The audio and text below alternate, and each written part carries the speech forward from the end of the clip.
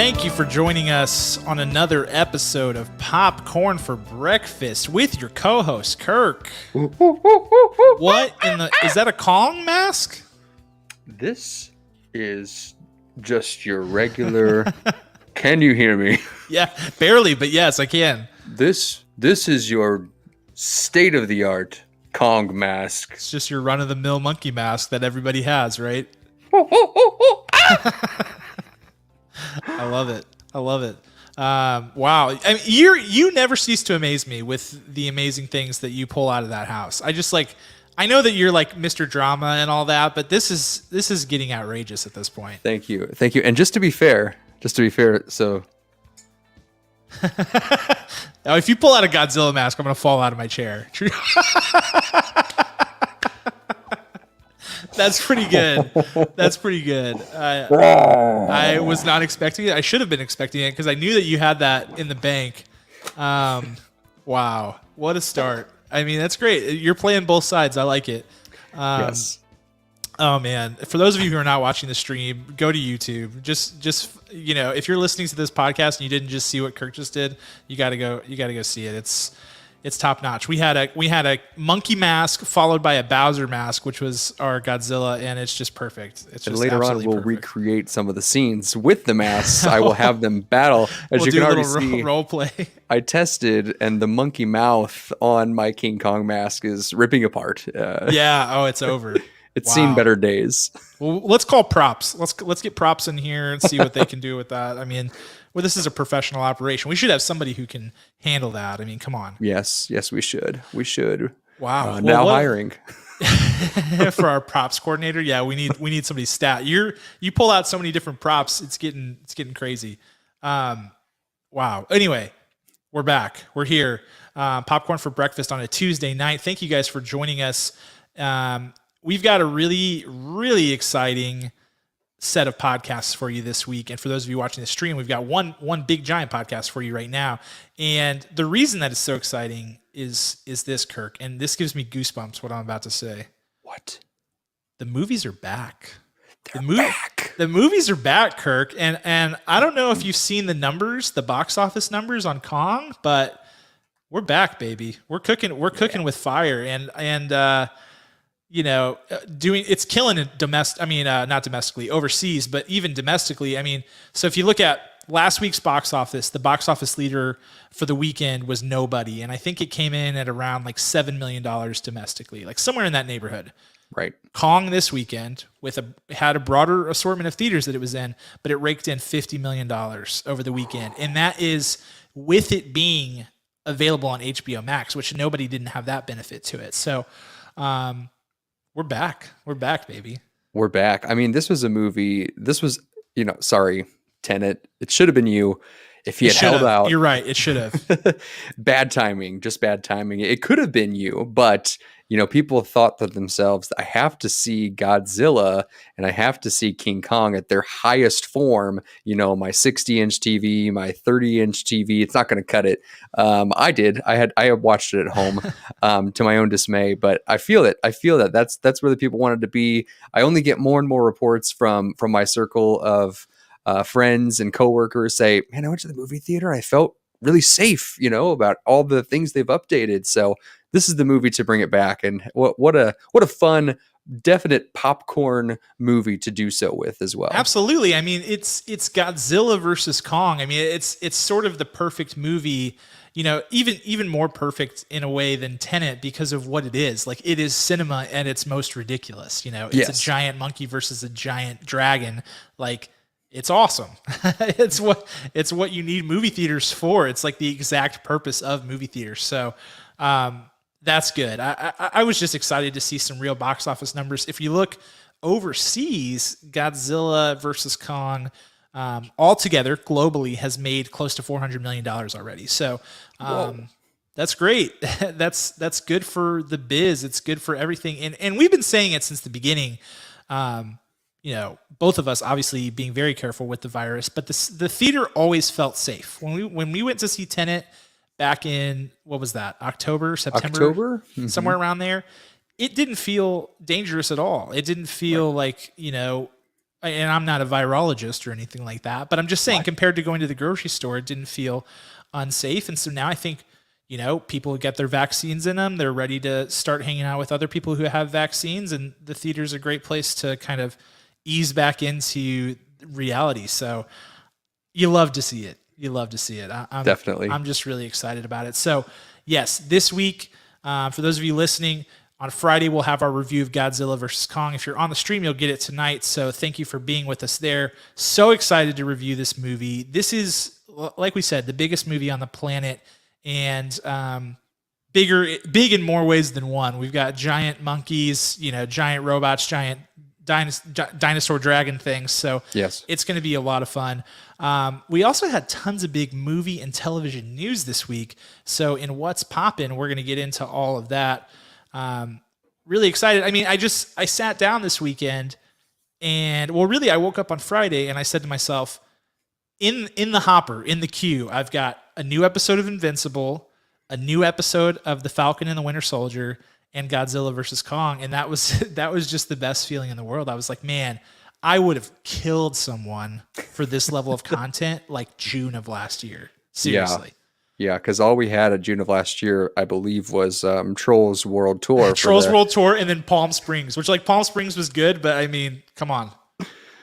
Yeah, it wasn't enough. Nothing was enough. Not enough. Not enough at all. Although we had Tiger King, but you binged that in a day and a half at most. So here's what I want to know.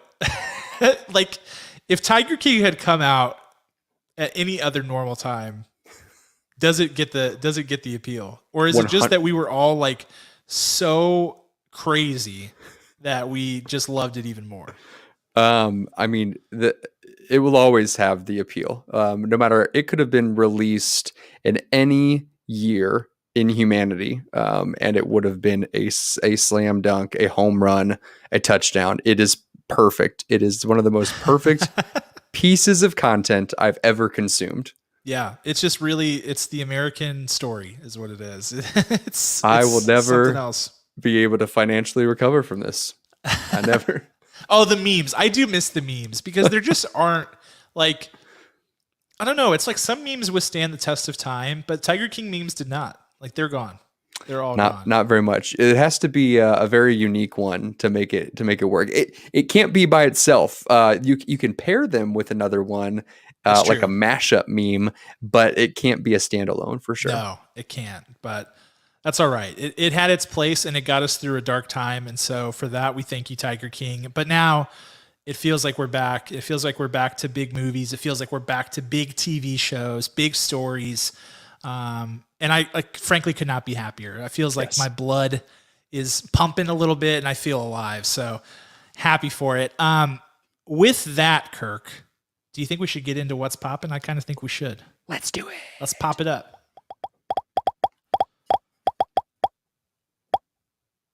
All right, so we've got a couple of big things going on in What's Poppin'. First of all, we got lots of trailers to react to. So we're going to get to trailer reactions. Don't you worry about it. We'll get to trailer reactions. But first, I want to talk about a story that I find extremely intriguing because I think it could take us some time to dive into. Actually, shortly after we recorded our last episode, we got the news that Netflix has acquired the Knives Out sequels. There will be at least 2 of them right now. For $400 million plus, and they will be exclusive to Netflix. They will own the rights. Starting to get more news on this today. Ryan Johnson is going to net $100 million from this deal. Daniel Craig also in the neighborhood of $100 million, which in movies might not sound like, it's hard to like scale it, but here's for perspective. Daniel Craig's base salary for the Bond 25, what's it called? No Time to Die. That's coming out sometime, maybe never. I don't know. 2040. Yeah. Right.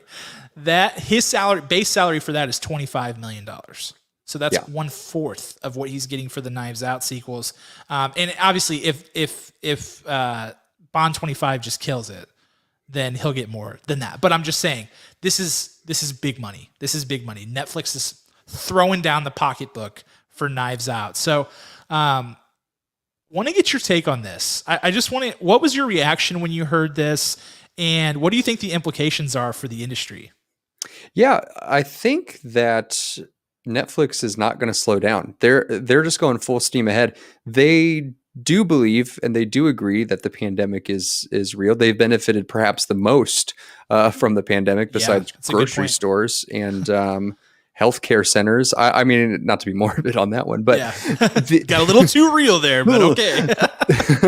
but I don't see, they're not backing off of this at all. They're just saying, well, let's continue. Why slope off at this point, right? Because if they do, then it gives all their other competition a full lane to take on with them. So they're not stopping, and I'm loving it, because this just means more free stuff coming to stuff that I already subscribe to. Certainly, certainly. Yeah, I mean, you gotta love it. I think competition is good. Competition is good in any industry, but especially in the movie business, you want people to want to win, and you got to respect Reed Hastings, the guru over there at Netflix. He's just a very matter of fact business person. He doesn't get emotional about things. He sees opportunities, he takes them. He gets emotional about nothing except for maybe wanting to win, and he's Right. his company has done that so far. And Netflix, we just did an episode a couple of weeks ago where we talked about the current state of streaming and what all the platforms are and where they rank. And Netflix is still king after all of these years. Both of us feel that way. Now there are a lot of great providers, but Netflix is still up there. But the other thing about this is that, I think whenever I posted it on social, I said it's the next big domino to fall in the streaming wars, because this is really the first big movie acquisition that a streaming provider has made that is not original content. This is, I mean, $400 million is huge in this business. So, how do you think this changes the landscape of the streaming wars? Do you think people get more competitive? Do you think people say, whoa, we can't compete with Netflix, let's find a new niche? Like, what do you think the move is? Oh, I like that. That is a very good question. I can see, I can see different companies going different ways. Like, I see HBO Max and Amazon Prime being able to compete.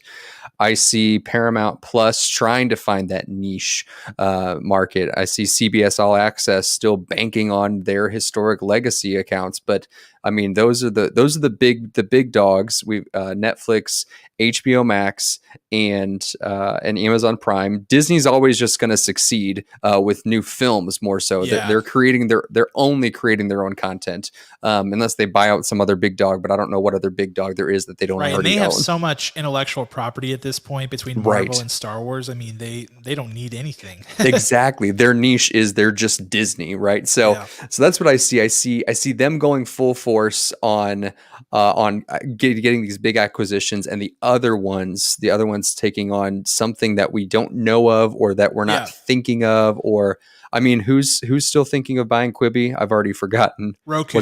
Was it Roku, right? So Roku Yeah. may come into the fold and revamp the short form content. I hope not, but we'll see what happens. Yeah, I mean, I think we've reached a point, and it's a point that we probably all could have predicted. Is that theory of, or that concept of intellectual property? You either have it like Disney, like Warner / HBO Max, or you got to buy it. Right. You have to buy it. And Netflix Studios has done a good job of creating their own content. Amazon Prime, the same thing, but they're still in a position where they're way behind in the intellectual property department, and they got to start scooping out franchises and content to round out their library. Because, HBO Max came along and day one had one of the best content libraries of anyone. I mean, you could stack it up against anybody just from properties they already owned. So, It's going to be interesting. Here's something I'm watching with this, and this thought didn't really occur to me until recently, but with everything changing on the theater window side, Netflix has always been sort of ostracized by the major theater chains. And so it doesn't ever, and Netflix never really had a huge desire to get into the theaters, but even if it wanted to, it couldn't really, because the theater guys didn't want to play games with Netflix because it was their ultimate threat. But now that you've got HBO Max going same day in theaters and on HBO Max, you've got Disney doing the Premier Access. Does Netflix see this as an opportunity to say, hey, the landscape is shifting. You want to reconsider putting some Netflix original films in your theaters? And then Netflix finds a way to make some more dough on their movies, and the theaters get some more content to put out there. I don't know. That's just something that may come into play. All right, hear me out. Hear me out on All this. right, let's hear it. You were talking, and it made me spiral into this brilliant idea. So listen, Netflix needs to compete with theaters or Okay. collaborate with them. Yeah. Okay, cool. What if Netflix, like a karaoke bar, has several private rooms? What if a theater wasn't as big but had several private rooms where there's like 3 couches and you log into your Netflix account in this private room with all the goodies, with all the popcorn, and it's just all you need is your Netflix password for a really cool home theater like thing, but theater feel. What do you think? I don't know. The food would have to be really good. Oh yeah, oh yeah. Which I mean, maybe movie it theater could quality. be. You're onto something there. I think it's kind of like how big box retail had to get small as the world kind of shifted to e-commerce. Maybe it's like big box movie theaters have to go smaller. But then the problem with that is that the big thing about the movies is the big screen. It's the experience. It's the loud. Well, what if it's like a sound. 70-inch TV or 70-inch screen on a projector? I know, but you can get one of those for like, $1,500 down at the Piggly Wiggly these days. I know. I mean, I don't have. Well, Mr. Moneybank's over there. No, I'm just saying, like, if you're gonna buy a television, it's not like you're buying a television every other month. You buy one like once every 5 years. I'm just saying TVs are not expensive right now. All right, how about a 160-inch There we go. Now we're screen, talking. 160-inch with a projector? You log into your Netflix account, you get movie theater quality food, or this is what I want to see. This is what I want to try. It reminds me of like an eBay store. And they were very successful as well. You have a head of a company and you break it down into something smaller. And that's why you see eBay stores all around as well. Yeah, eBay's all over the place. It's genius. This was such a dumb idea. Just erase this. Thank goodness we're not live. I don't know, just Kirk. dump it. I think you may be onto something there. So anyway, I like your ideas. I think we are going to see some changes. I think that Netflix throwing their hat into the ring. I think Knives Out has potential to be a huge franchise because it's going to be a different story every time. Daniel Craig has the star power. He's James Bond, for God's sake. They can switch up the cast, get lots of new, fresh faces. I don't know. I like this move. I like this move a lot for Netflix, and I'm eager to see where we go from here. So that's Knives Out. Knives Out 2 and 3 come into Netflix and maybe a theater near you in the future. We shall see. Okay, let's do some trailer reactions. Can we do some trailer reactions? Yeah, let's go. We man. got a ton of trailers over the last few weeks, or over the last week. It's only been 1 week. So let's start with Black Widow. Okay, because this is a movie that we have been waiting for an eternity. I'm surprised they have any trailers left to give us at this point without showing us the entire film. But on Saturday, Disney Marvel dropped a surprise. I viewed it as a surprise. I didn't hear anybody in the industry talking about it. Trailer that was full length. It featured some like Avengers montages, which was interesting, along with the Avengers music. Mm-hmm. They even showed like her and Hawkeye's scene at Vormir, which I thought was interesting because this takes place before that. We also got a ton of our villain Taskmaster in this trailer. So I want to get your take. Are you more or less excited about Black Widow after this trailer? I'm way more excited. I was always intrigued. I was always pumped, but there just wasn't. I knew it was going to be good, right? There's no chance that it's bad. Yeah. But this really gave me a full shape, a full scope of what the Black Widow could and can possibly be. There's lots of Florence Pugh. There's lots of ScarJo. Less of David Harbour in this trailer. Yep. But they just filled that void with Taskmaster. So I can't be more excited about this. It's going to be really, really fun. Yeah, I mean, to be honest, the villain, Taskmaster, I think I mentioned it before, one of my favorite villains from the comics, just a hardcore. He's a huge bad guy. The look is awesome. The sword fighting in the middle of the air was awesome. I was very excited about the trailer. And I mean, we kind of knew that this movie was going to be let's explore Black Widow's, let's close out the Black Widow story because she didn't really get it. We didn't really get to reconcile all the things that were going on with her past and her family and all that stuff. So let's wrap it up there. So the more I see, the more excited I am. And I was already hyped for this movie, but I think the most recent trailer just, like you said, solidifies the picture, helps you see like, okay, this is going to be really good. So excited about that one. Another trailer from our friends at Marvel was Loki. Loki coming to Disney Plus June 11th. We got our full-length trailer, and this has a really interesting feel to it. I don't even know what to compare it to. It feels like a totally different animal, but it's got like a. You ever watch that show Legion on FX? That's what it feels like to You me. took the words right out of my mouth. Yeah, it's almost like that look and feel, right? It does. It really does. The moment I saw just the lighting, the production value, and the eerie. It's quirky, it's surreal, but it's also real. What's up? What's down? Legion all over. We keep talking about what's our introduction to X-Men every single week over on Spilled Popcorn. Yeah, on Spilled Popcorn. Yeah, every 3 minutes, I think, if you mark it out. And this really could be our introduction to it. Yeah. So what we got confirmed in this one was really where they're going with the show, which I'm excited about because we didn't really know going into this. But basically, Tom Hiddleston has ticked off the timekeepers who are in charge of making sure realities don't get messy. And when he took the Tesseract and warped out of that timeline, he messed up some stuff. Yeah. And they even show that screen where like all the different time splits are coming off of that one thread. This is going to be interesting. When timeline shenanigans get involved in comics, that's where comics get really fun. And I think the same will apply to the MCU.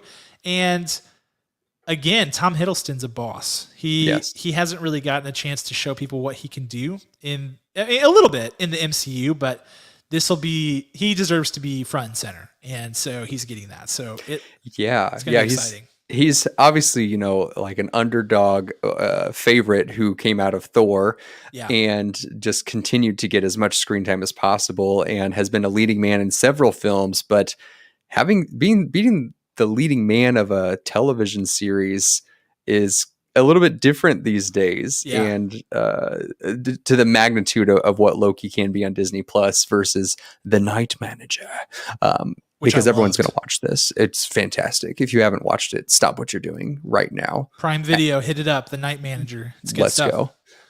Yeah, it's going to be exciting. I'm more excited for that show than I think. I mean, I was excited for that show before, but I think I was more excited for WandaVision. And now I'm like, ooh, this could be really good. I feel that. I didn't really know how they were going to make a show out of just Loki. And that most recent trailer, I was like, that's it. Well done again. Yeah. I love the vibe. I think it's going to be awesome. So that's Loki. Another trailer, and this is probably the trailer that stole the most headlines over the week. It's Space Jam. Welcome to the Space Jam. Hit your chains, do your dance at the Space Jam. All right. Yes, dude. Space Jam, a new legacy is here. This trailer had a little bit of everything. It was like Stefan. This trailer had everything. It had a giant hologram of Don Cheadle, which took me completely off guard.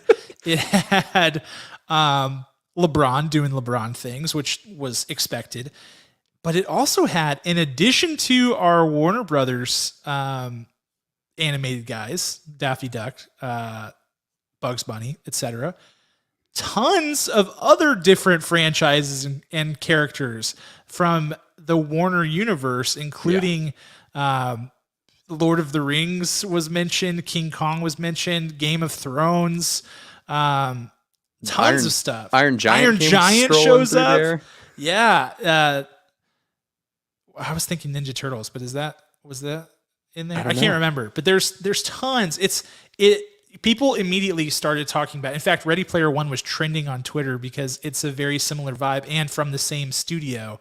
Mm-hmm. So the big revelation out of this is that this appears to be extending outside of our Looney Tunes friends and into the Warner verse.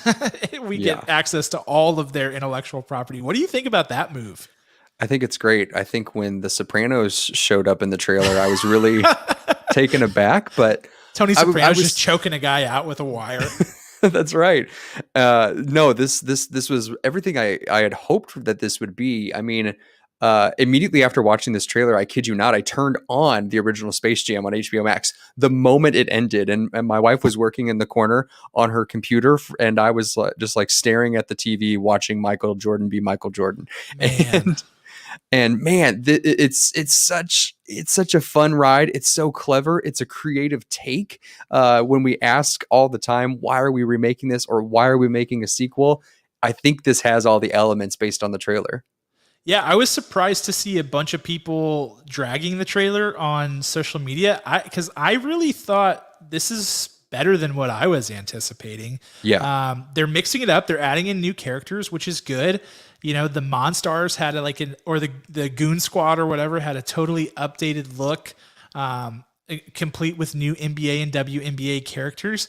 And let's not forget, and this is important, LeBron James can act. Yes. The dude, and it was evident in this trailer as well, but this is not Michael Jordan. And Michael Jordan was fine in Space Jam, but he's not a good actor. No. LeBron is. LeBron is like, I'm not ashamed to say that he's actually a good actor and is totally more than capable to carry this movie. Mm-hmm. Yeah, no, it's going to be good. We've seen LeBron in several films. I mean, the man has his own production company, so yeah, exactly. Obviously, he's been around the block. He's probably taking some acting lessons. Maybe Michael Jordan probably didn't have the time or the resources or didn't care about that, which is fine as well. But it's just going to be a very different movie, even though it's a sequel. It looks so cool. The graphics look cool. The world building that they've done shaped around this. It's going to be mind blowing. Yeah, absolutely. I like that it appears that they're building some sort of like otherworld tournament here. You know, Yeah. like you go and you build your team, and LeBron's got to play with the Toon Squad, and he's got to play against all these other different teams from different shows. Like maybe he has to play against the Nightwalkers from Game of Thrones. Like that would be that just sounds fun. That just sounds unbelievably fun. So Yes. yeah, I get it. People always get all like, get off my lawn about their nostalgia, and they want things to stay the same. And there is perhaps no movie more nostalgic than Space Jam, the original. Everybody has a special place for that movie in their heart, but it's time, and it looks like they're doing it right. So it's very, very exciting in my opinion. There's only a couple of movies that are out there that like remind you or define the 90s, and this is one of them. 100%. It is one of them. Everybody had the soundtrack. Everybody had people know that movie more than anything. And everybody's seen it 1,000 times. So I just think I get it. People get upset whenever you like try to step on their dreams or their memories or whatever, but this is not going to be that. It's going to be totally different. So it's exciting. I'm Get excited over it, for guys. Get over it. That's right. It's time to move on. Let's turn the page. Let's all grow together. Okay. Here's another one. Actually, let's get this one out of the way because I'm going to talk about it. This is personal. People probably don't care about this, but I care. And okay? I took that personally. That's right. It's the Michael Jordan meme. I took that personally. Warner Brothers, these guys, well, specifically DC, they are a bunch of stinkers because they have canceled 2 projects. The New Gods movie, which was going to be directed by Ava DuVernay. I can never pronounce DuVernay. Yeah, I can never pronounce her name right. I don't know why. It's like not a hard name to pronounce. And James Wan's spinoff of Aquaman, The Trench, both canceled. And listen, I was not excited for The Trench. I'll just that's not the one that makes me angry. Come on. What's really grinding my gears here is that Tom King, who I think is one of the greatest living comic book writers that we have, was going to write New Gods, and it was going to feature my favorite superhero ever, Mr. Miracle. And it was going to bring him to the silver screen, which I never thought was going to be possible. And I was really excited about it.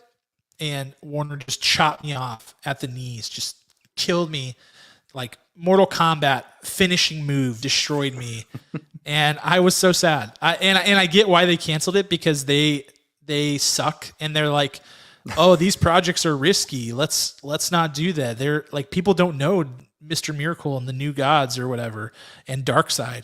And sure, that's a very corporate way to handle that, but I know that they would have made an amazing movie, because I know Tom King would have wrote a great movie, and it would have been well directed, and it was going to be awesome. And I'm so sad. See, I don't know the New Gods. I don't know Mr. Miracle. Your fave.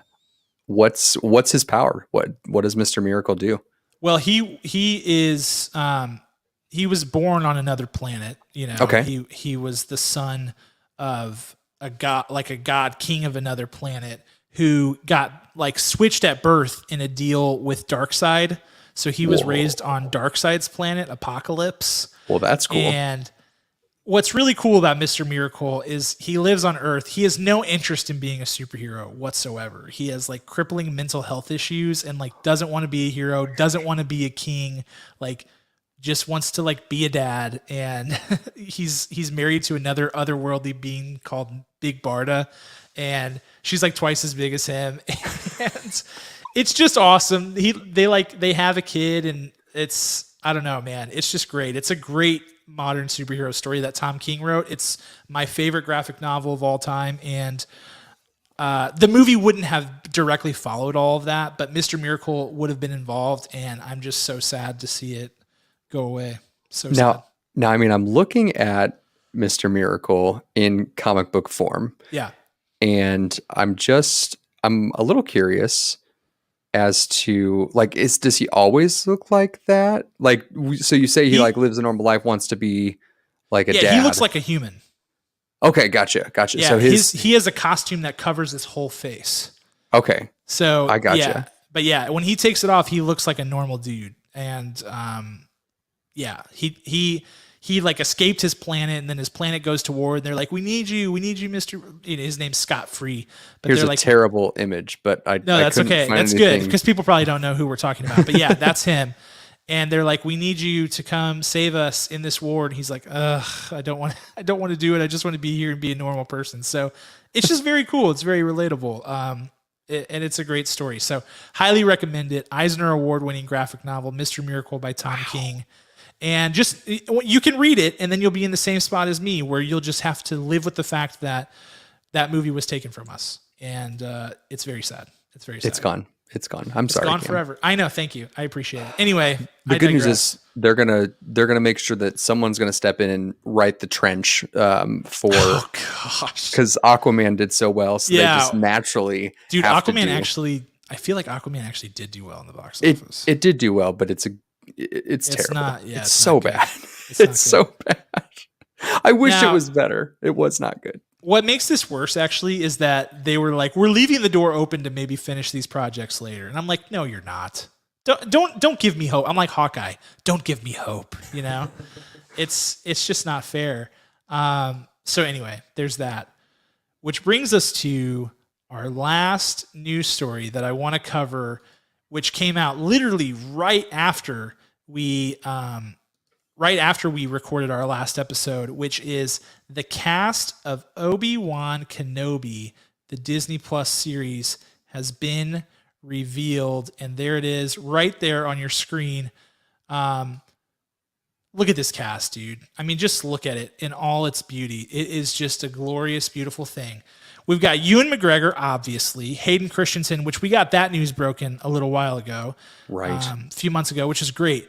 But dude, look at the rest of this cast. I mean, first of all, Benny Safdie of the Safdie brothers. Yeah. What's happening there? Yeah. We've got Joel Edgerton. Joel Edgerton and Bonnie. How do you say that last name? She's from The Vow. Dude, listen. That might be my favorite piece of this after watching The Vow. Bonnie, I don't know how to say her last name because she just goes by Bonnie in the series. Yeah. I must digress briefly because this is huge. Huge. Please do. Yeah. So you have the floor, my friend. So Bonnie, this wonderful actress, she's an Australian singer. She was sucked in to the cult Nexium with Keith Raniere.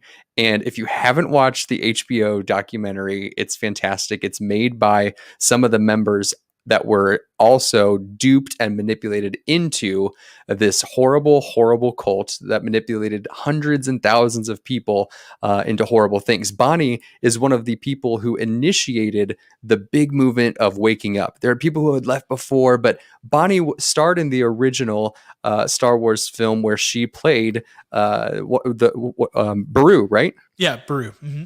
And she cares for Luke. Her and Joel Edgerton care for Luke. Luke gets in the handed for prequels. them. Yeah, in the prequels. Yeah, in the prequels. And so to get both of them back is so exciting. Bonnie escaped this cult. She lived 12 years in this cult. She's out and she's coming back bigger than ever into a Star Wars series. So wait. She was actually like herself. She was in the cult. She was in the cult. She was in the cult. And I thought she was just in the show. Oh, no, friend. She was a member of Nexium, and she got some weird vibes, and she rolled out. And then, death threats and all of these crazy things that she basically had to like go into hiding. Holy cow! Not witness protection, but basically that without like actual law enforcement before they were able to open the floodgates on this horrible Keith Raniere psychopath who's in jail now. Thank goodness. So yeah, very exciting. Very exciting. I'm most pumped about her being successful and seeing her story continue. Very exciting. Yeah, that's unbelievable. That is unbelievable. So that's exciting. Yeah, Lars and Beru coming back. The originals, which is fun. Kumail Nanjiani out of left field. O'Shea Jackson out of left field. We knew about Indira Varma, but that's exciting. She's got bad guy vibes. I'm just saying it right now. Yeah. That's red flags all over the place right there. But yeah, this cast, I'm just gonna say it personally, looks awesome. It looks awesome. It's from top to bottom. As I look at this cast, I am just marveled. Yes.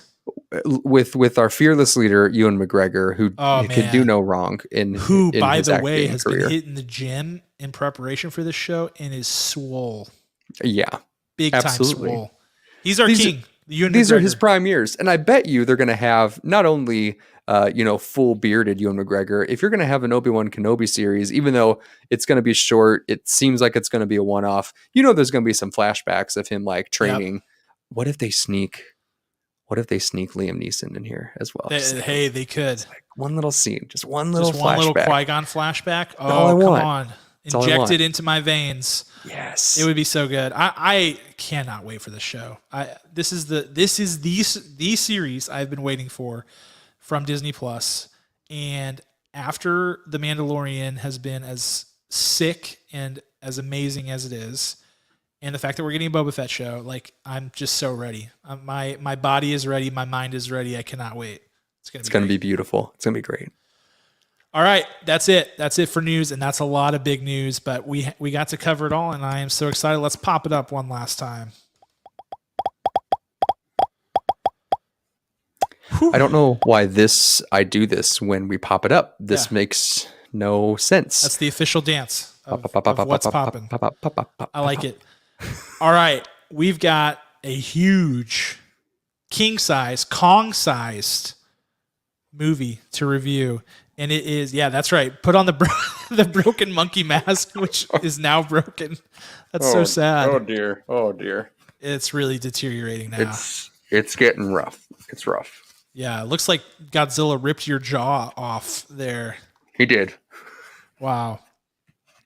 So anyway, we're reviewing Godzilla versus Kong. This movie, like we said at the beginning of the show, bigly huge. It's a big thing. I saw another article, and I'm doing really bad job with sourcing tonight. I apologize to all the writers that I'm stealing their material, but one of the articles I read from one of the big guys, Deadline, Variety, whatever, said that Godzilla vs. Kong had more views in its first 4 days than any other property on HBO Max. So this is big. This was a destination for people. They were coming to see this movie. And it is my turn to synopsis. Quick reminder, I'm going to do this for the next couple episodes while we do the transition. We are not spoiler-free movie reviews anymore. So if you've not seen Godzilla vs. Kong and you're going to be ticked about spoilers, get Get out. Goodbye. Go watch the movie and come back when you're ready. We will be waiting for you on Apple Podcasts, Spotify, YouTube, wherever. Okay, with that said, I am synopsing Godzilla vs. Kong. Okay, Godzilla vs. Kong is the 4th installment in the MonsterVerse series, which includes Godzilla, Kong Skull Island, and Godzilla King of the Monsters. This is the 4th installment. Basic premise for this movie is Godzilla has been dormant since the events of Godzilla King of the Monsters, where he killed like every kaiju monster in the world. But now he's back and he is like attacking cities, and people are like, what's going on? He's attacking, Pensacola, Florida. That's right. He's showing up. He's lighting people's cities on fire. He's doing the Godzilla thing. And Monarch and everybody else is trying to figure out what is going on here. And meanwhile, this company, Apex, is trying to figure out how to deal with this. And they have got some shady business going on because Godzilla actually attacks Pensacola because there's an Apex headquarters there. And they recruit a scientist who is an expert in the Hollow Earth theory, which has been a through line in all of the MonsterVerse movies so far. They recruit this guy to take Kong into the Hollow Earth and try to, reconnect with that part of the world and hopefully find answers that will help them get rid of Kong. Now they've got some sneaky ulterior motives there, and basically what ends up happening, as the title of the movie suggests, Kong and Godzilla come to blows before ultimately having to join forces to defeat a greater evil. All right. How's that sound? I mean, that's a pretty good tease. That was beautiful. Pretty good. Okay, let's do superlatives. Okay, let's do superlatives. And then we can dive into the nitty gritty on this movie. My Oscar is going to Miss Rebecca Hall, who is a newcomer. They call her the Kong Whisperer. She's been in tons of stuff. I don't have her filmography memorized off the top of my head, but she has been really good in a lot of different things. And this was interesting because she's a new character, which there was a lot of that going around in this movie, new characters being introduced for what feels like a finale movie, which is kind of an interesting move, and certainly puts the actors, I think, in a difficult position where they have to try to generate this emotional depth.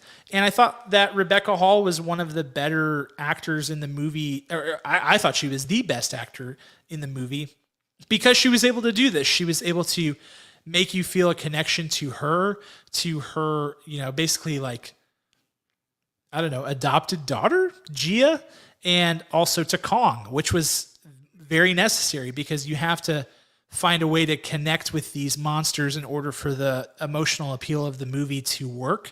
And I thought it worked way more on the Kong side of the movie than it did on the Godzilla side of the movie. And I think that that's largely because of what Rebecca Hall was doing and everybody else who was kind of on Team Kong. So I thought she led the charge, and I think she gave a good performance, all things considered. Beautiful choice. Beautiful choice. I went with Miss Billy Bobby Brown. Billie Eilish Bobby Brown. I can never talk on here when it matters the most. I've come to realize maybe there's something deeper to that in my soul, in your psyche. Yes, Millie Bobby Brown. Yes, she just continues to amaze me. When she appeared in her debut in Stranger Things on Netflix, everyone was blown away. They're like, "Holy cow, this girl's great!" And then you're like, "All right, well, she's just a kid actor that's just good as being a child." And no. In this movie, she's a matured, teenager, just going to town. We also saw a lot more of Millie Bobby Brown in Stranger Things 3. She's aged up, and of course Enola Holmes, also on Netflix, a Netflix property. So there's no stopping this girl. She looks at every nuance imaginable and just goes for it. To moments as simple as getting in the car with her best bud, and she's putting up her ponytail up. I'm like, wow, you never think about people like doing their hair on screen unless they're in front of a mirror. Like, no, she's putting her ponytail up to drive, which is a very normal thing to do. They often talk about Marlon Brando in On the Waterfront, and there's a scene where there's a chair in a room, and he doesn't just like go and sit in the chair where it sits. He grabs the chair and he maneuvers it to where he wants it to be, as you would when you go and you sit down, you adjust, you get comfortable. And Millie Bobby Brown does that throughout this entire film in a movie where she's completely looking at green and blue puppets where she doesn't actually see anything. She is going for it, like real full on attached emotional depth into a silly Kermit the Frog puppet in front of her that's supposed to be Godzilla, who she has an emotional attachment to. That blows my mind. I don't know how she does it. She continues to kill it, and my eyes were glued to her the whole time. Yeah, great pick. Great pick. Millie, she's got a bright future. You can't say it enough times. And the future is now for her. I mean, we saw it in Enola Holmes. We've seen it in Stranger Things, and now in Godzilla versus Kong. So she's really starting to get out there, which is exciting. Okay. For Scene Stealer, which is the sort of surprise performance, I am going with a guy who I knew was going to be popping up soon, Mr. Brian Tyree Henry.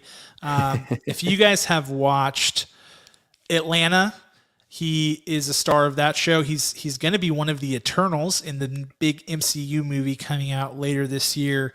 Brian Tyree Henry plays a conspiracy theorist named Bernie Hayes in this movie, and he is sort of like on this Godzilla team. He works for Apex, and he's trying to blow the lid off of their whole evil operation. And he's a podcaster, which is pretty funny. One of the lines in the movie is, "This podcast is filling your head with garbage," and I just want to clip that, put that at the beginning of our show. But anyway, because I saw that on the subtitles and I thought that was hilarious. But he is a really interesting character. Again, another new character, and I was impressed with the way that he was able to make his pretty basic short backstory feel emotional, feel depth, give his character a purpose and a need for being there, which some of these new characters, you're like, why are you here? Why are we just now finding out about you? Yeah. But this guy felt totally appropriate. And even though they did the podcast thing like a little bit overboard, it was somewhat indicative of like how things would go if this was happening, that there would be conspiracy theorists galore, like trying to blow the lid off of these things, and that there would be evil, corporations and mad scientists trying to make the most of it. So I liked the premise for his character, and I loved the way that he brought the character to life. I think he's got tons of range. If you guys have watched Atlanta or anything else he's been in, this was a big departure from that. And, he's going to be in the Eternals doing the superhero thing. So this Brian Tyree Henry is a name. He's going to be a household name at some point, I'm convinced. I think he's a great actor, and I think he was among the best in this entire movie. And I loved what I was calling Team Godzilla scenes, which is basically like Brian Tyree Henry, Millie Bobby Brown, and Julian Dennison were all like trying to find out more about Apex and Godzilla and all of that. And they had a good dynamic, and I thought Brian Tyree Henry really added a lot to that group.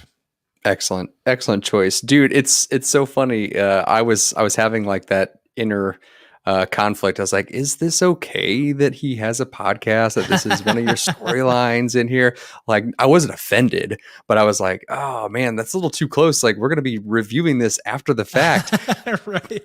And then I thought to myself, no, like this, exactly as you said, this is the next stage, the next phase. You see phones, transition over time, depending on what era it's in. I mean, in Phenomenon with John Travolta, we have Forrest Whitaker holding his own radio show. It's the same thing about like crazy events in their little town and life and weather.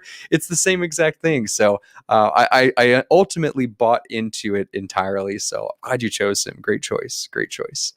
My Scene Stealer, Miss Kaylee Huddle. She plays Gia. Gia, yeah, great pick. Yes. So it's kind of insane of a choice, but I could not believe that this tiny little girl was the emotional crutch of this film.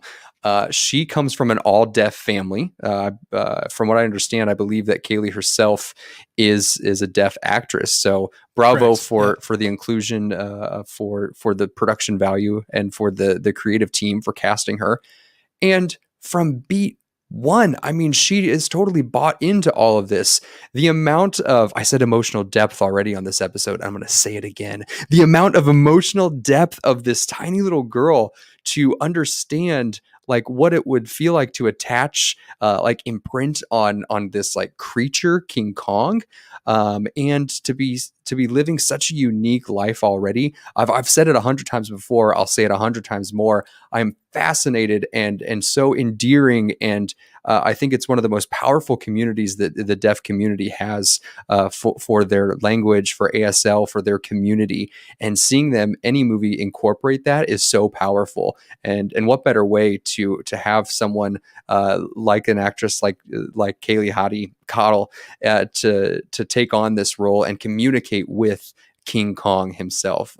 It just, that thing is like 300 feet tall, and she is like 3 feet tall, and you just know their love for each other is there. And again, she's acting in front of green puppets and blue puppets and just CGI screens. And how do Right. you do that when she's so tiny? She is so good, and I really hope she continues on her path, on her journey as an actress.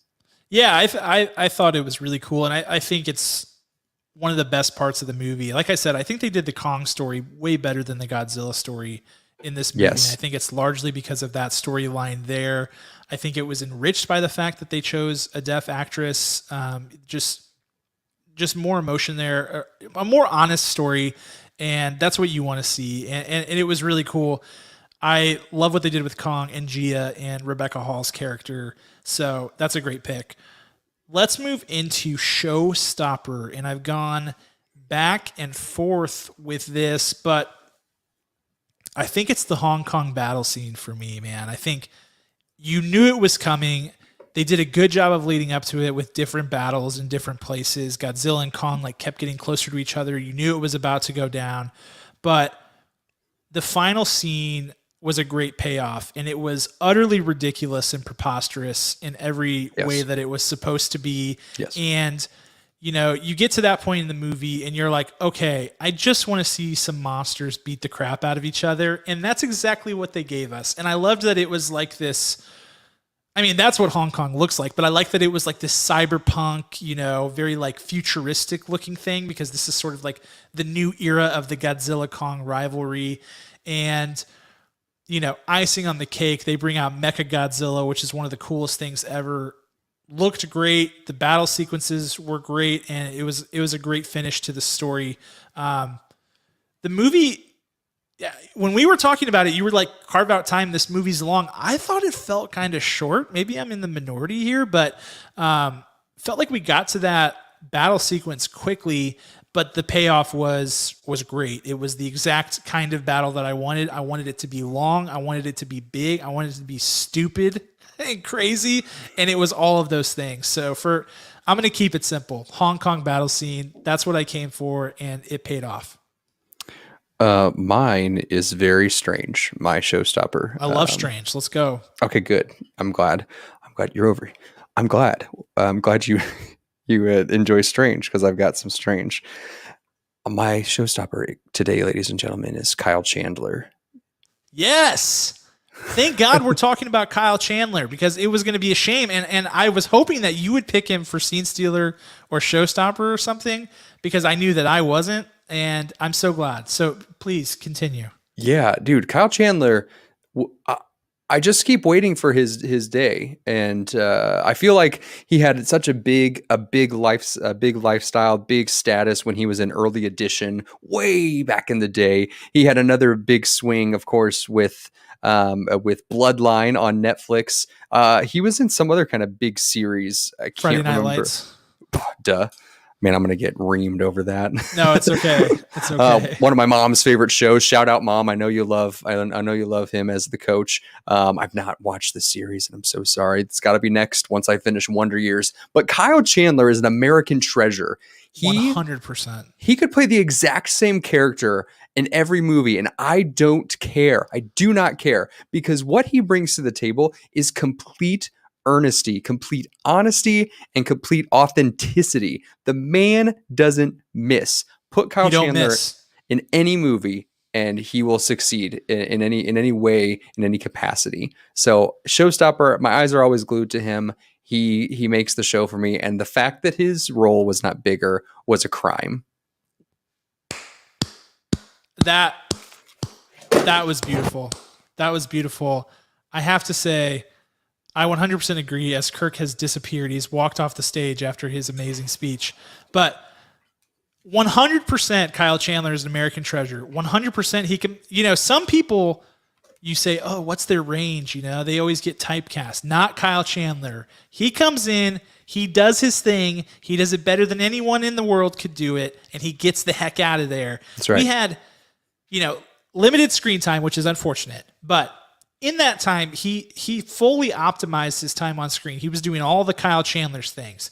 He was saying things like, "What the hell was that?" He was screaming on the phone, Maddie, Madison, what's going on? He was doing all the things. He was an official, like he always is. He's always a cop, a detective. In this case, he's like an executive at Monarch, etc., a coach. Yes, it was. He was like, it was almost like they were like, "Hey, Kyle, we need you for this movie," and he's like, "Say no more. I got this." I just love it, man. I couldn't have said it better myself. You're so right. Kyle Chandler for the win, everybody. And most people probably don't even know his name, to be honest, because he's just like that guy in every movie. He doesn't need a name, but his name is Kyle Chandler, and we should all put some respect on that name. Mm-hmm. I'm going to get a tattoo with his name on it. I've just decided in honor of him. Wow.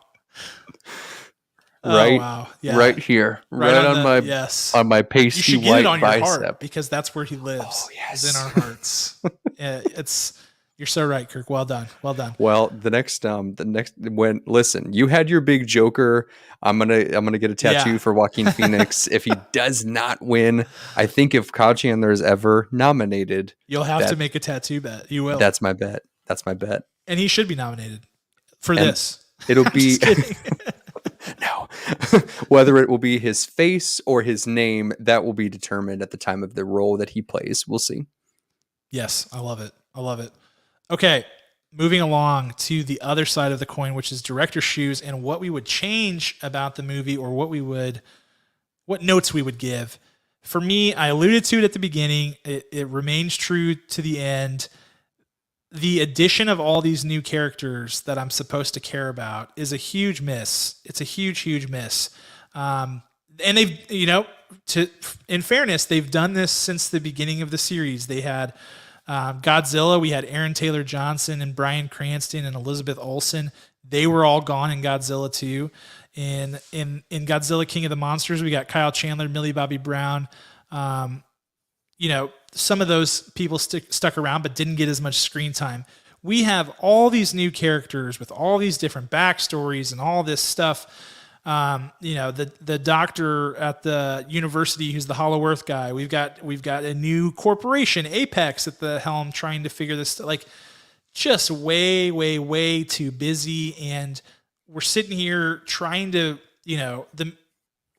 we mostly want to see monsters fighting. Correct. That is correct. And so you can't take it too seriously, but there needs to be a plot for all of this to make sense. And I thought the plot was really weighed down by all of these side plots and backstories and all these new characters. And I'm like, why did we choose to go this route? Why, and I think the answer is that this is kind of what Warner does. Like, they're really sort of in the business of just cashing in on their intellectual property rather than taking time, making this like a 10 movie series and building up characters throughout multiple movies. Like, that's not their game, and that's fine. But I think it takes away from this movie. I think it would have been nice to have some more continuity, to have some more characters coming into this movie. And listen, that's not ultimately the director's fault, right? You get handed what you get handed here, and it is what it is. But it was very busy with all these new characters, and it was hard to find a way to connect emotionally. That's why I think what they did with Kong was good. It was a bit predictable in terms of like, oh, the monkey's actually has a heart, and he's our protector. Like, we all could have seen that coming a mile away in pitch black darkness, but but it was still better than what they had going on with Godzilla, which is like, you get to the fight and you're like, yeah, Kong, kill him. We're done with this guy. we know that he's not in the wrong. You're still like, I hate Godzilla. I want Godzilla to die right now. So, that was the main problem I had with it, and I think it's a big problem. It's not like some of these director shoes where we're like, one small thing. I mean, I think this legitimately crippled the movie in a pretty substantial way, and took away from what ultimately is, everybody's buying their tickets and pulling up their streaming devices just to see monsters fight, and I think that they hurt themselves with this direction. Yeah, that's fantastic.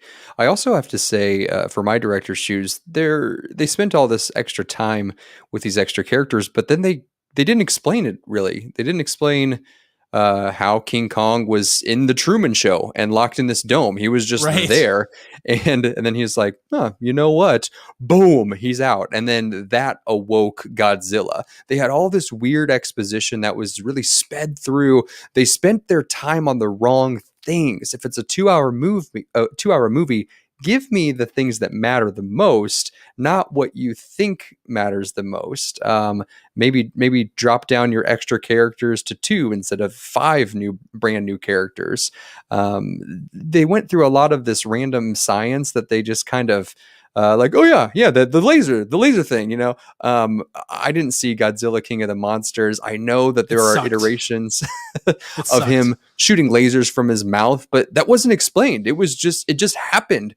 And in the first like 5 minutes, we see Godzilla just open his mouth and this bright blue beam shoot out. And why didn't he just only use that to destroy and scorch the entire Earth? He also had this, he was actually really dumb. They made him really smart at times, and then really, really dumb at times. Like when the big battle in the middle of the ocean when they're transporting Kong after they capture him after breaking out of the Truman Show, and Ed Harris has skirmered off into the distance. Godzilla finds them, and then they're like, hey, shut the ships off. Play dead. That's right. He won't know. He won't know at all. And then he looks at them. Godzilla's like, yeah, he's dead. They're all dead. I'm good. I'm good. Like, yeah, I took care of business there. Like, that makes no sense. And he was like 50 feet away from them. There's so many illogical things. And I know it's a movie about a giant monkey and a giant lizard. I know that. But if you're going to try to ground it in some sort of realism, you have to make these things make sense. You have to make these through lines, these logical, just handouts. They have to make sense. And they didn't. Well, I think they overcomplicated it to your point. I think it can be grounded if you just go more simpler. Like, people aren't looking for, a new theory of existence. They're just looking for like, okay, I need to know why these guys are fighting each other. I need to know why this matters. I don't need to know everything there is to know about this fake hollow earth theory and all the different details. We've been getting this explained to us for 3 or 4 movies now over the course of this series, and it's like, enough. I mean, 90% of the dialogue, to your point, was them trying to explain what was going on because they made the whole thing so convoluted. It's like, just take a straighter line to dinosaur monkey fight. Like, it doesn't have to be this really complicated. This is not winning Best Picture. It never will. And it could have been a much better movie if they had just really simplified it down. And they created new lore for King Kong, getting him into the Hollow Earth, and there's like this magical axe, which is like the final powerful moment in the fight that Godzilla supercharges his axe, and then he kills Mechazilla, and then he rips his face off, which is like super cool. That part I loved, and with his like guts spilling out, that was fun. But I mean, why? Like, this has never been a thing before, Yeah. and it's okay to introduce new ideas, but where are we in this? It's very messy. It's very messy for sure. Yeah. And most of all, more Kyle Chandler. Give me more Kyle Please, Chandler. please. We're a simple people. We don't need much. No. Give us, 30% more Kyle Chandler and much more monkey Yes. dinosaur fight, and we're good. Like we're all That's in. all I want. As the monkey mask goes back on, even though it's broken. Maybe it's the perfect symbolism for Kirk's score. I don't know. We'll find out. But That is correct.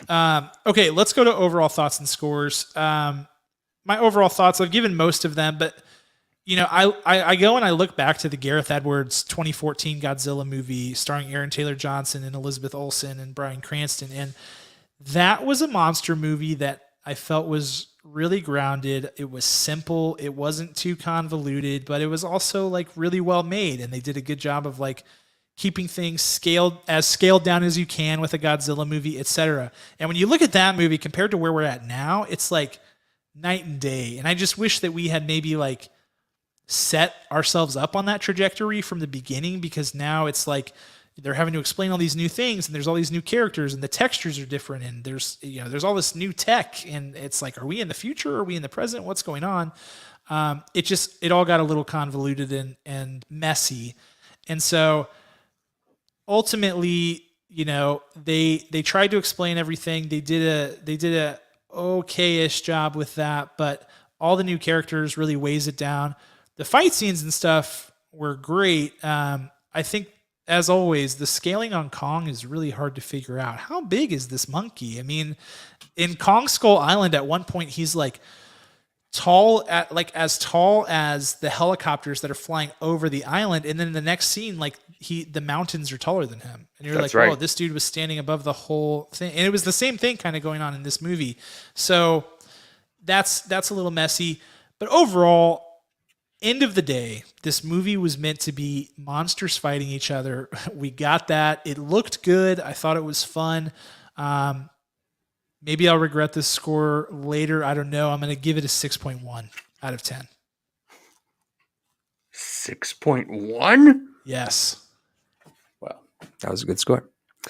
That was a good score. I think Warner Brothers would appreciate you. The only problem with all this mask stuff, Cam, is that my hair gets all crazy. Yeah, that's the hazards of the job. Oh, man. It's a little better. My score is not as forgiving as yours, because the craziness that happened in this movie really, really irked me. There were some moments early on where I was just kind of annoyed.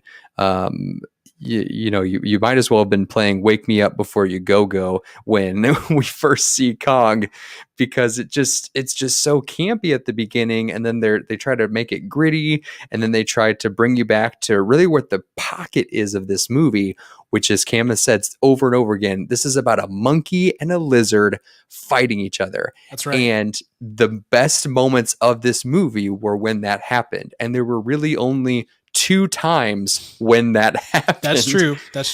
And the movie's 2 hours long, and those scenes, they were maybe they're probably 40 minutes in total length together. So you have 120.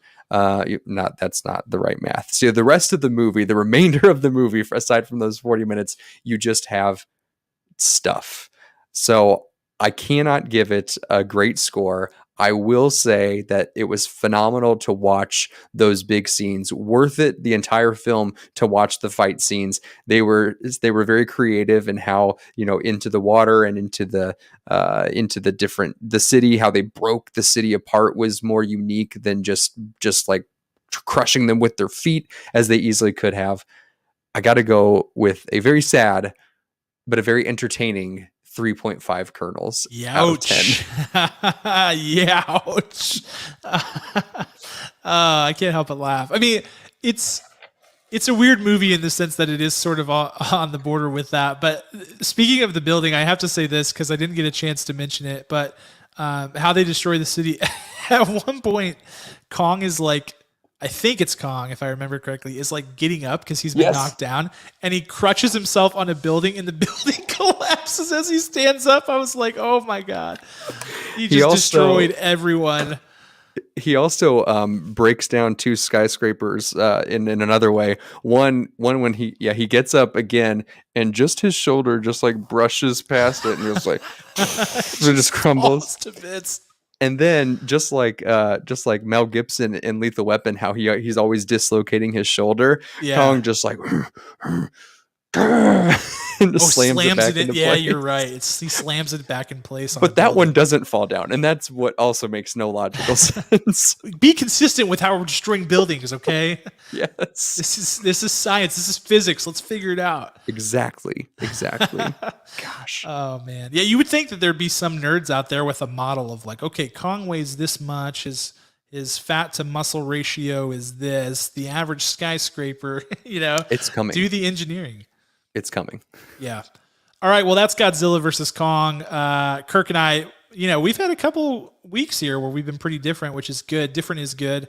Let us know your thoughts on this movie. It's certainly an interesting one and one that is capturing lots of people's attention, as we said, both in the box office and at home. It's been a popular pick. So let us know your thoughts on Godzilla versus Kong. We'd love to chat with you guys about it, and you can reach us most easily on Discord. The link is in the description below.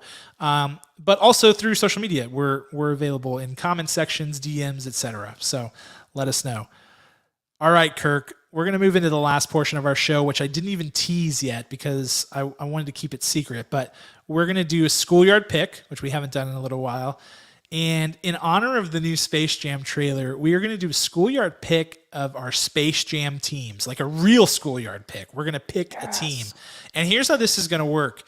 You are basically only limited to like cartoon / fictional characters. So like King Kong could be on your team because he's been in cartoon form, CGI form, superheroes, whatever. But they have to not be like real people. They have to be like fictional characters. So Cartoons only? Doesn't have to be. I mean, I don't know, like cartoons, comic books, superheroes, like fictional characters. Like Paul Bunyan, maybe. I don't know. Oh, Paul Bunyan. I don't know. I'm just thinking anybody who's not a real person is on the table, in my opinion. Okay. So with that, Kirk, you're kicking us off. Oh, I get to go first. Yes, you go first because I synopsed and went first on the review. Okay. So you're up. I got you. This is a curveball. I've thought about long and hard about this, but I'm going to go with Nickelodeon's Cat Dog. Cat Dog. I'm going to play some music under us while we chat here. Yes, I would love to do that one. It's kind of a curveball because it's a twofer.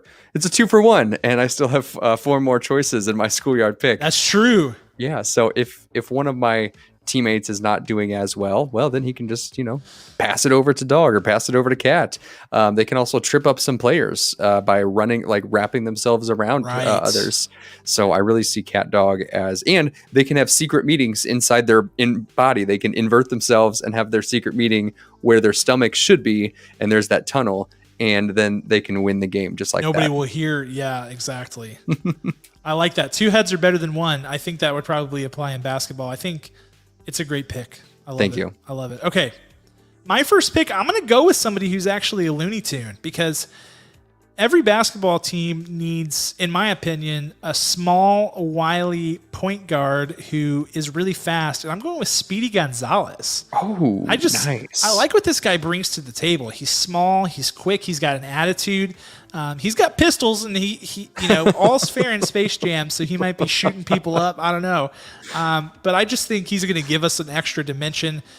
A lot of people in the Space Jam tournament are going to be picking big, giant guys. Speedy Gonzalez has the benefit of being very small. He can go in between people's legs. Yeah. He can really run the point and see things in a different perspective. So it's got to be Speedy Gonzalez for number 1 pick for me. I hear you. I need to counter your pistols. I'm going to pick John Wick and John Wick.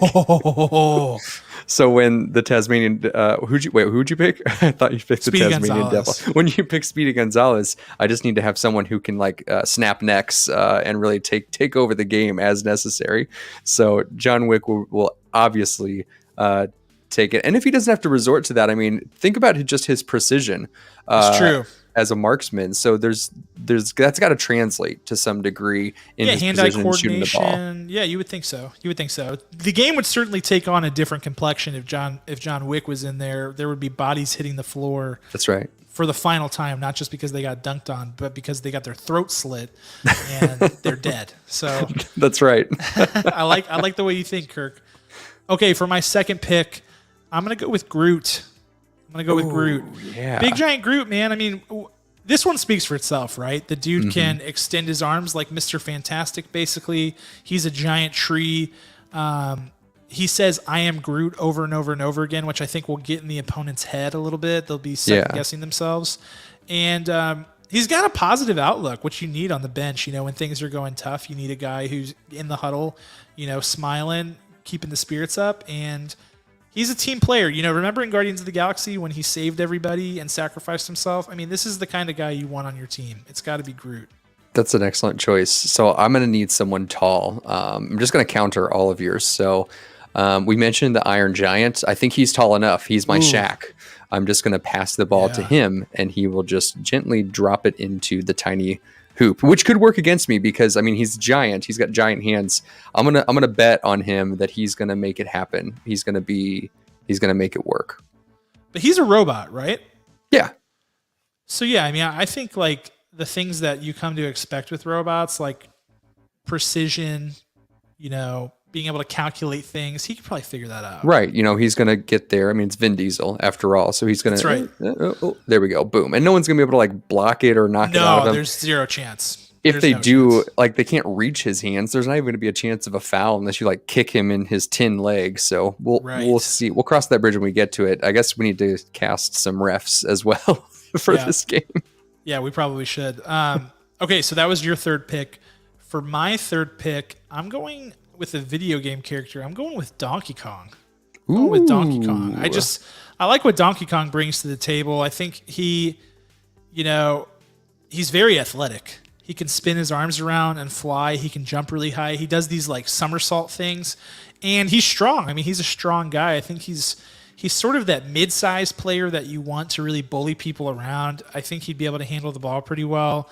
And it's not somebody you're going to want to see on the opposite team. I'm just telling you, if I'm taking the floor and they got Donkey Kong on the other team, I'm out of there. So got to go with Donkey Kong. That's my guy.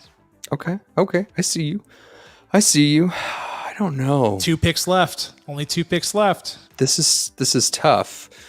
Maybe I will go with. Well, I'm going to go with Harry Potter because he could cast spells not only on the basketball itself, but on the other players. And if he's allowed to bring his broom, which I say he is a fantastic Quidditch player. And while he wasn't like, you know, the goal, whatever the role is to actually make the goal, you know, he was the snatcher, the golden seeker, catcher. Yeah, he was the seeker. Yeah. Thank you. And I just lost half our audience because I got that wrong. I apologize. But he would be good to fly up on his broomstick and drop that ball in the hoop as well, or magically levitate it as well. Right. Wingardium Leviosa the ball straight into the hoop. Boom. I like it. Okay. Man, this is tough now. Only 2 slots left. I gotta be smart here. I'm gonna go with Aang from Avatar: The Last Airbender. He's the Avatar. He's an airbender primarily, which would really help with getting the ball into the hoop in creative ways. And he has the ability to like fly around on a little wind ball, and also he could use his like earth bending to really mess up the court. If it's like a concrete court, he could really do some weird things there, and maybe some metal bending. I think his experience would be invaluable. He's over 100 years old, so he's seen some stuff, and I think he could get the job done on the court. Well, that's fantastic. Thank you. You're on your final pick. What's it going to be? Oh, this is my final pick? Last pick. Oh, man, I had a couple in mind. Oh, no. How do I pick between them? It's just not fair. It's going to be tough. It's always tough. I am going to choose for my final pick of this game today as I just feel like we have to have some style on our team, and I have no idea the quality of his basketball or athleticism, but I'm going to go with Don Draper from Ooh, Mad Men because at least he'll look really good on the court. He'll bring some class to our team. So if we get a little bit crazy, he'll just tell everyone to shut up. He's also going to market our team. I'm thinking past just being able to win this game, Cam. I just want to get dollars, and he's an sure. advertising genius. So everyone's going to be our biggest fan. So Don Draper, he'll be having some bourbon and anything brown, and smoking a cigarette, and he will be bringing the dough into the team. Okay, well here's another thought for you here. Is Yes. that you can only have 5 people on the court at a time. So if Yes. you choose to play with your team, Kirk, Don Draper Oh. could be the coach.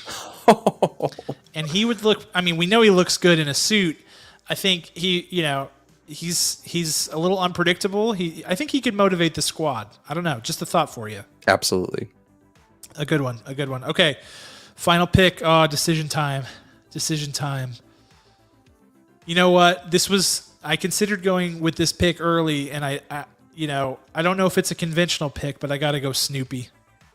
Snoopy. I just like Yeah. Snoopy. If you've seen Snoopy dribble a basketball, you know he can do it. He's low to the floor, but he's a wily, veteran. He's going to get the job done. He just has the right kind of attitude that you want on your team, which is like Yes. thinks he's better than everybody else. He's got strong opinions. I want somebody to stir the pot a little bit, and I think Snoopy would be the right guy. And I have to believe Snoopy's good at everything. I mean, he's literally good at everything. He can do anything. So I have to imagine he can shoot a basketball. So Yeah, I see him as like a 3-point shooter, just spotting up from outside, not getting into the nitty gritty. Yeah, he's fearless. He's absolutely fearless. He will take on any new task without any experience or knowledge of it and just goes for it. So I think right. that's a great choice. I love it. Any honorable mentions? I would say my honorable mentions, pretty much anybody from the Lord of the Rings, minus the Hobbits, any sort of wizards or Legolas, like you were talking about accuracy with John Wick. I think Legolas has probably got something going there too. Yeah. And also I would say, not SpongeBob SquarePants, but maybe Larry the Lobster from SpongeBob. He's a beefy guy. I think he could get the job done. And Slimer from the Ghostbusters. Yeah. Slimer. That's the element of weirdness. My son loves Slimer from the Ghostbusters, and I as I was thinking about it, I was like, this guy would be just a menace on the basketball court. Yeah, I'm loving those. I'm thinking the Grinch. Ooh. I'm thinking, you said SpongeBob SquarePants, which would inspire me to have Plankton on my team, and he would be the Tom Brady of basketball. Look out, Deflategate 2021.